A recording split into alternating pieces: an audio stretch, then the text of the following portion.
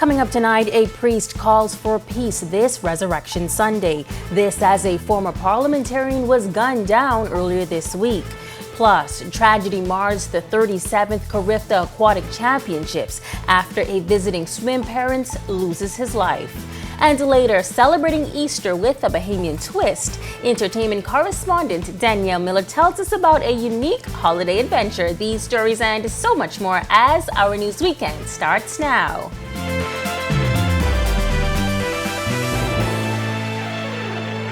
This is Our News Weekend. Thank you so much for joining us on this Resurrection Sunday, and a happy Easter to all. I'm Megan Shepard.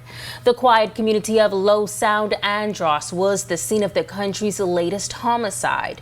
It unfolded around 9:40 last night. That's when police say gunshots rang out at a business on Fire Road in North Andros. When officers got to the scene, they found a 30-year-old man's lifeless body outside the business. Police say the victim was gunned down after he got into an altercation with several people. No suspects have been arrested. Murders are not common in Andros. The last fatal shooting recorded on the island was in 2022, when a masked gunman opened fire on 3 German men at their summer home in South Andros. One of the men was shot and killed, while another was injured. Meantime, a local religious leader is speaking out about crime. According to police statistics revealed by the National Security Minister at the end of 2023, overall crime in the Bahamas was down 20%. But violent incidents like the recent murder of a former Deputy House Speaker has pushed the fare of crime even higher. Anglican priest Canon Peter Scott says the Bahamas is reaping what we've sown by removing God as head of the household. For so long, we were a slack country. But I mean slack, I mean like family life. You know, when I was growing up, your family was tight. It's a tight-knit circle. The community helped raise you, you know. My neighborhood helped raise me. If I did something wrong, the neighbor could beat me. And then when I get home, I get another beating. But we got so sophisticated that we don't want to beat our children no more. But what is the solution? He says there needs to be more community outreach. We let so many things slide, you know what I mean? Rules and regulations. Even in the home, in the community, in the schools, we need to try work with our primary school kids. Maybe most of the high school kids probably lost, you know. But we got to work with the primary school kids, the church, the home, the school, and the community. We got to get back with the primary school kids and work with them, see if we could save the Bahamas. Meantime, tragedy unfolding at the Betty Kelly Kenning Swim Complex as swimmers from across the region participated in the 2024 Carifta Aquatics Championships last night. The Ministry of Youth, Sports and Culture releasing a statement confirming a parent from Grenada collapsed and fell in the stands due to, quote, a pre-existing medical condition, end quote. The ministry says the on-hand Carifta team of medical professionals immediately responded, and an on-site ambulance transported the parent to the Princess Margaret Hospital, where he later died. The ministry sent condolences to the Grenadian man's family, including his daughter, who is an athlete, and wife, who was also in the Bahamas to watch the games. While the Grand Bahama Resilience Center signing a memorandum of understanding for the $100,000 development of a new center on Trip Circle in the city of Freeport. The funding was provided by a mega international organization. Our news team was there for the recent groundbreaking ceremony. Italia Hall reports. The Grand Bahama Resilience Center was formed shortly after the passage of Hurricane Dorian, as there were concerns about the mental health of many Grand Bahamians and Abaconians who encountered deep trauma during that major storm. Since then, the center has catered to many who may be in need of mental health care, counseling, and education. The center will now have a new home on Trip Circle. This as the TX Foundation recently pledged some $100,000 for the new center. The TX Foundation is a Chinese-based charitable organization that assists nonprofit organizations in 56 countries around the world. This is the Commonwealth Year of the Youth, and we feel that that is a synonymous opportunity for us to be able to bridge the youth, the island states, and the Commonwealth. Minister for Grand Bahama Ginger Moxie says the work done by the center is to be commended. This center will facilitate individuals, families, and the community as a whole to access the tools, knowledge, and support necessary to withstand future challenges and to thrive in the face of adversity. Spouse of the Prime Minister Anne-Marie Davis says the facility will be a light of hope. We must continue to push the boundaries, to challenge the norms, and to work toward a future in which inclusivity and community solidarity are not just ideals, but that they're living realities.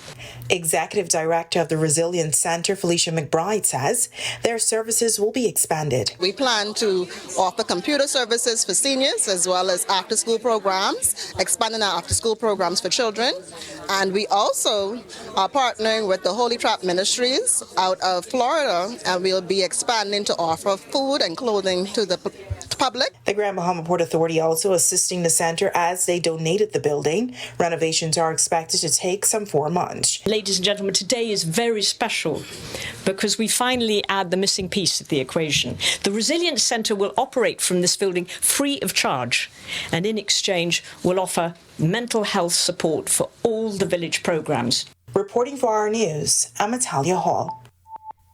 Great news. Thanks so much, Italia. Well, today, Christians around the world are celebrating the death, burial, and resurrection of Jesus Christ. Here at home, thousands are hearing the message of God's love as he sent his only son to die for our transgressions. Father Devereux King of St. Francis Xavier Cathedral telling congregants that it was only by the glory of God that we celebrate Resurrection Sunday. But guess what, my people? Death would have been no gain if Jesus had not emptied out himself. We would not know what is Easter joy if our Lord did not pour out his fears, his worries, his weaknesses, and most importantly, our transgressions, our sins on Calvary. Father King says that same love that flows from the Father to Jesus is no doubt beautiful. However, its physical manifestation on the cross is painful and gruesome. He says Jesus' love and devotion shows us that it takes work, a work we must all do within ourselves. It takes sacrifice. It takes having to go through shame. It takes having to go through recognizing our guilt. But we have to remember that that's not the end, that there is resurrection.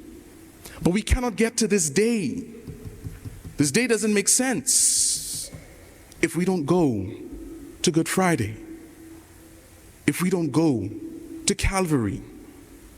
You see, if we want peace, and that inner peace that comes from the empty tomb, which we venerate today, we need to go to our own Calvaries. When our news weekend comes back from the break, a recent committee formed to tackle the advancement of agriculture and assist with lowering the country's food import bill. We'll tell you all about it. Plus, local environmentalists calling for designated anchor zones to protect reefs around the island. Those details coming up when our news weekend returns. Are you or a loved one under medical care? Do you need affordable medical supplies? Ports International is the largest home healthcare supplier. Medical supplies at the very best price. And you can even shop online.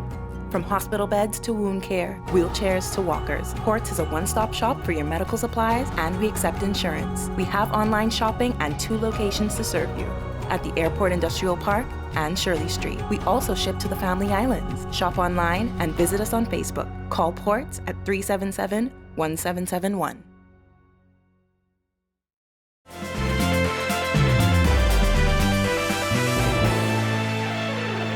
A 40-member National Advisory Committee has been formed to advance agriculture and assist with lowering the country's food import bill. The committee is made up of experts in the fields of agricultural economics, marketing, education and food security, horticulture, food quality and safety, and drone and 3D analysis. Committee Chairman Godfrey Eneas says the committee is ready to get to work on fixing agriculture in the Bahamas, which he says has been on the decline. So we wanted to widen it up and bring more people to the table because too many of our family islands are left out, and there are many issues that affect them, like climate change. And many of the family island members are in the field, and they know what is needed to help us capture, ladies and gentlemen, the expanding tourism market. It is tourism that is driving food consumption. All right? And Mr. Mins here, who is a statistician, has developed over the years 30 crops which we are going to concentrate on, and we are going to aim at self-sufficiency. Agriculture Minister Jomo Campbell explaining the committee is made up of several subcommittees. The National Advisory Committee on Agriculture is a cabinet-appointed body. It is possibly the largest number of individuals who have ever been selected. We are breaking new ground with this committee, which has been expanded, become more diverse, and is representative of our agricultural sector. We as a people have to realize that agriculture is more than just a straw hat and a cutlass. It is much more. We need farm crops and animals that resist disease, tolerate heat, plants that nourish soils as well as people and livestock. We need landscapes that conserve wild and natural resources as well as produce food. This week, divers and environmental NGOs were left outraged after seeing shocking videos allegedly showing a yacht anchor dragging along reefs in southern New Providence near the Clifton area. But between fines and prevention, what can be done in situations like this? Our Marlena Leonard spoke to experts for possible answers. The Bahamas is known for the playground of the rich and famous, but they should be held accountable for their actions, like destroying the reefs and things like that. Patty Master scuba diver trainer Samuel Bastian shared videos of coral reefs near Clifton Bay being dragged by an anchor to his social media pages, tagging a yacht that divers allege dropped the anchor in question. And this isn't the first time he's tagged vessels. We have to hold them accountable some way, somehow. So by me tagging these vessels and letting them know, I have had a few of them actually say some words back to me privately, but that doesn't stop me from doing what I'm doing, and I'm here to document it.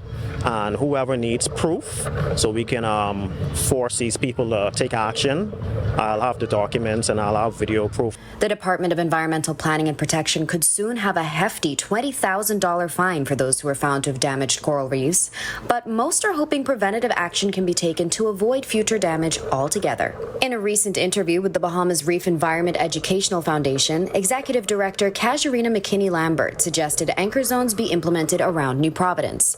Bastian echoes those sentiments. Like how they have in certain parts of Exuma, they should have moorings actually in certain zones for these yachts to tie up on and not drop anchor.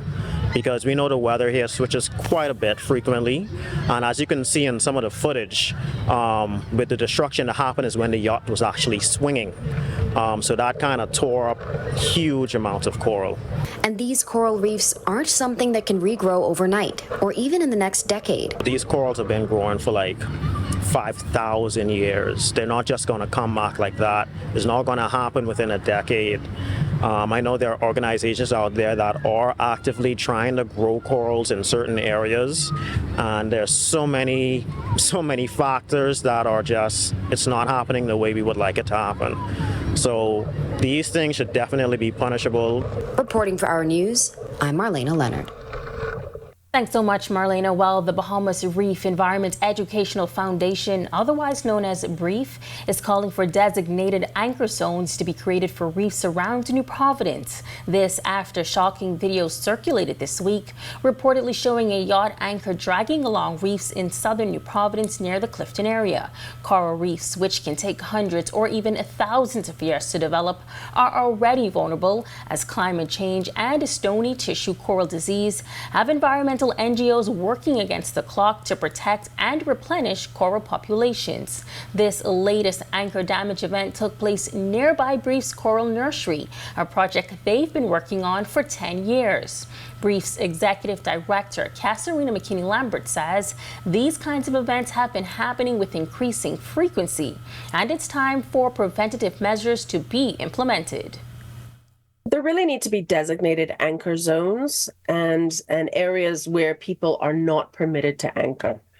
particularly in sites where there are well-established, very popular dive sites.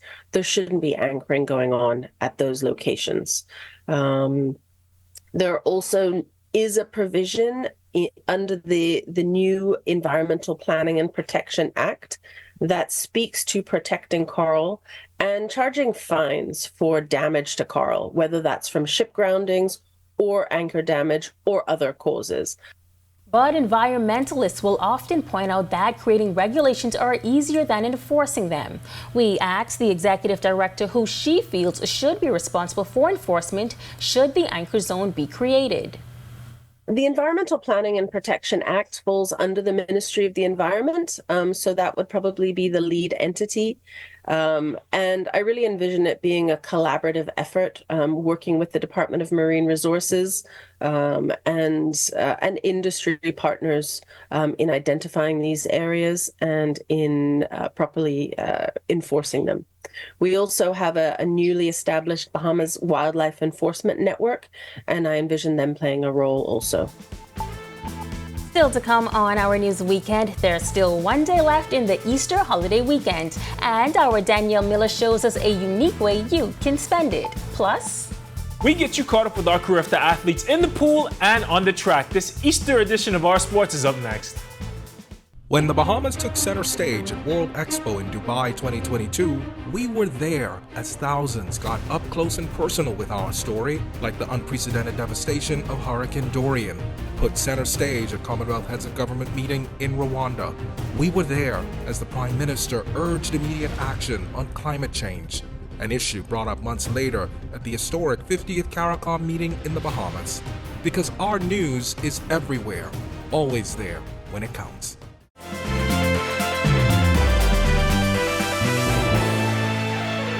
this is Our News Weekend. Welcome back. The Carifta Swimming and Track Championships are underway. Tage Adderley is here with our Sports Weekend.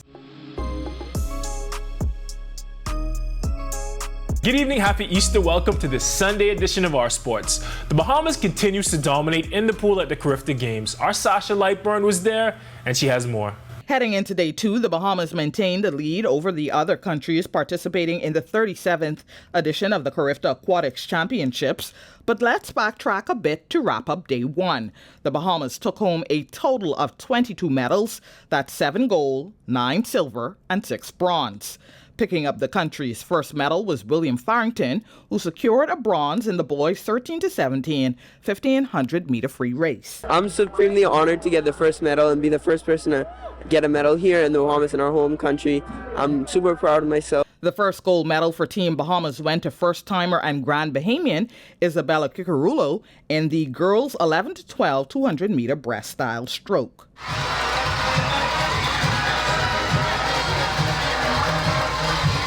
It's really an honor. I'm really excited to be here. I'm really happy that I won the gold medal, the first gold medal for the Bahamas. It's really an honor. 200 breaststroke is my best race, and I was really happy. The first silver medal went to Kriston Joseph in the boys' 11-12 200-meter breast. It feels awesome that I got to win a medal, even a medal at my home court. It just feels good.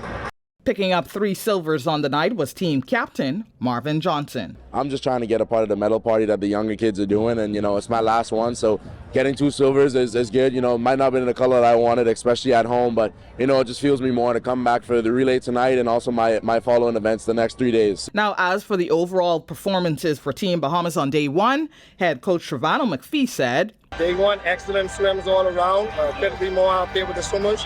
But there's no time to let up on the throttle, right? We gotta put some more pressure on them tomorrow. Come out the gate hot. Try to score some more points. Like I said, we gotta bring it hard in the morning, and I try to expand on that lead. Now the Bahamas already had a sizable lead heading into day two over the Cayman Islands, who stood in second, followed by Trinidad and Tobago in third. The morning session was completed earlier today. The evening session is now underway. Be sure to stay tuned to our news social media pages for all the latest details as they become available. Reporting for Our Sports, I'm Sasha Lightburn. Okay, now we're going to head down south to Grenada, where the Bahamas track and field team is having an impressive showing. Team Bahamas is currently sitting in second place at the Carifta Track and Field Championships. At the time of this recording, Egan Neely won bronze in the boys under 17 400 meters, and A. Mackey won silver in the girls under 20 shot put, and Kiezra Thomas came second in the girls under 17 400 meter race. But Team 242 also got some gold. Brendan Vanderpool won the pole vault, breaking his own Carifta national record in the process with a jump of 5.30 meters. Joshua Williams won the gold under 17 long jump with a bound of 7.03 meters. Tasia Stubbs won gold in the under 20 girls javelin with a personal best throw of 50.94 meters, while Vanessa Sawyer picked up the silver. Here's Stubbs reflecting on her win. I've been trying to put some stuff together, and coming on out here and being able to throw a personal best shows that to myself, I can do it, and I can't wait to improve on that. The Carifta action is non-stop. Be sure to check out our social media pages for all the updates. That'll do it for sports today. I'm Tej Adderley. Have a great Easter and have a great week. When our news weekend returns, our Danielle Miller shares a unique way you can spend your Easter holiday, and it involves the sun, sand, and sea. Find out more when our news weekend returns. When the Bahamas took center stage at World Expo in Dubai 2022, we were there as thousands got up close and personal with our story, like the unprecedented devastation of Hurricane Dorian put center stage at Commonwealth Heads of Government meeting in Rwanda. We were there as the Prime Minister urged immediate action on climate change, an issue brought up months later at the historic 50th CARICOM meeting in the Bahamas. Because our news is everywhere, always there when it counts.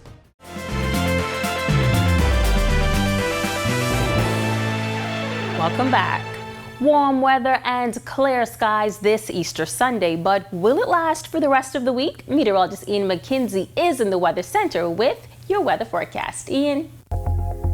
Thanks, Megan. Good evening, Bahamas. Welcome to your Sunday Easter forecast. We are currently outside our studios. We're under partly cloudy skies, but a comfortable temperature of 74. Winds are from the east at 10 miles per hour. Feels like temperature of 71. Current temperatures across the country at this time in our nation's second city, Freeport, we have 73. Also in Governor's Harbor, 73 in Allenstown, Bimini, 75 in Nicholstown, Great Harbor Key, 74 in the capital, and also in Marsh Harbor, Abaco. In the central Bahamas, 75 in Camps Bay, Georgetown, and in Deadman's Key, Long Island, 74 in Arthurstown, and 73 in Coburn Town, San Salvador. In the southeast Bahamas, we have 77 in Duncantown, Ragged Island, as well as Delectable Bay, Acklins, and Providenciales, Turks and Caicos, 76 in Colonel Hill and Abrahams Bay, 79 in Matthewtown and Agua. First look now at our satellite and radar imagery, where we have high pressure dominant weather feature. Nothing in terms of precipitation, just a few clouds that should clear out as the evening progresses. Boating forecast for tonight and tomorrow in the northwest and central islands. We have a caution still in place for those swells. Winds east to southeast 10 to 15 knots, seas 2 to 4, but up to 6 feet offshore on those swells. High tide at 1:13 a.m. tomorrow morning. Low tide at 7:48 a.m. tomorrow morning. Southeast Bahamas, caution still in place as well. Winds easterly 15 knots, seas 3 to 5, but up to 7 feet in those northerly swells. Here's a look at your national forecast.